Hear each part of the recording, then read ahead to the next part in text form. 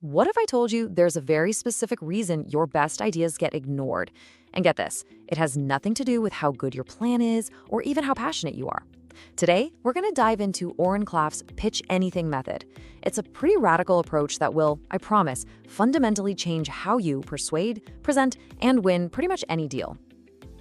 We've all been there, right? You've poured your heart and soul into a brilliant idea, a killer product. You deliver it with passion, every single detail is polished, and what do you get? Crickets. Nothing. Just this wall of blank faces staring back at you. It is, without a doubt, one of the most soul-crushing feelings in the business world. And you're definitely not alone. According to Klaff, this isn't some rare thing, it's the norm.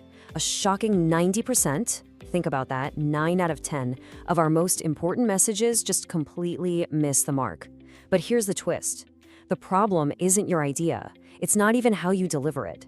The real issue is actually buried deep inside our own biology. Okay, so let's get right to the root of it. If we're going to fix this massive communication breakdown, we first need to understand why it's happening in the first place. Turns out there's a kind of biological tripwire that causes even the most brilliant pitches to just fail. And once you see it, you will never be able to unsee it.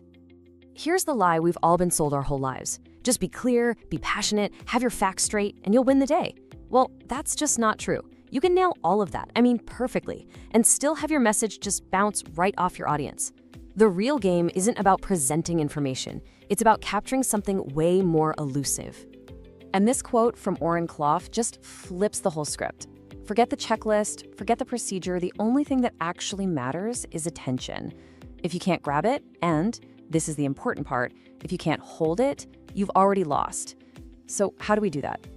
Well, we start by understanding the ancient hardware we're actually pitching to. And right here, this is where everything changes. See, the reason your logical, well-thought-out pitch falls flat has absolutely zero to do with logic. It's all about a 5 million-year-old survival mechanism that's just humming away in your audience's brain. Now just look at this slide. This reveals the huge disconnect. You're speaking from your highly evolved neocortex. That's the part that handles complex ideas, logic, all that good stuff. But your message, it's being screened by their ancient primitive Croc Brain, which really only cares about one thing, survival. It's kind of like trying to send a detailed email using smoke signals. It's just not going to work. You should think of this Croc Brain as a super ruthless bouncer at a really exclusive club. It's got a very short, very brutal checklist. Is it dangerous? Nope. Ignore it. Is it new and exciting? Nope. Ignore it. Is it complicated? Okay, summarize it into one boring sentence and then immediately forget it. Its only job is to save energy and sound the alarm for stuff that's truly, truly out of the ordinary. And what's the result of all this ruthless filtering? Your brilliant pitch, with all that logic, all that passion, it just gets flagged as boring and irrelevant. It's sent straight to the Croc Brain spam folder, deleted before the logical part of the mind even knows it existed. But there is a way to bypass this bouncer.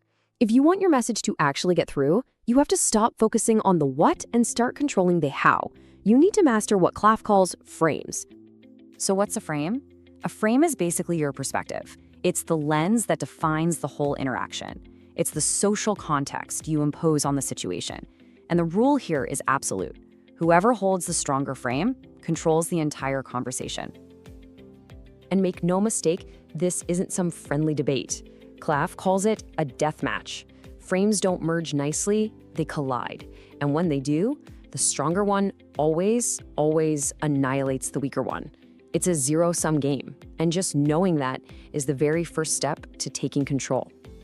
So what does a frame collision actually look and feel like? Let's use an example that I think we can all feel in our gut.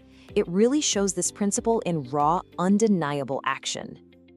You're driving, maybe a little too fast, and bam, those red and blue lights flash behind you. What happens? Your heart rate spikes. Your logical brain, that smart neocortex, it just shuts down. And that primitive Croc Brain takes over completely. You are now operating on pure survival instinct.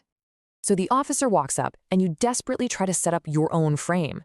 You use logic, a rational frame. Hey, I was just keeping pace with everyone else.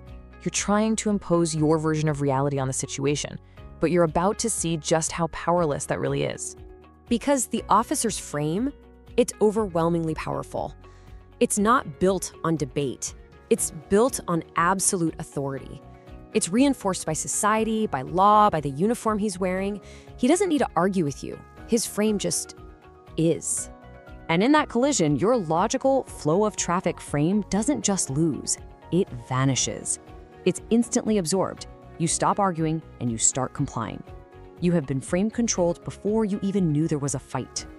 This one example teaches us 3 huge lessons. First, strong frames are basically immune to logic.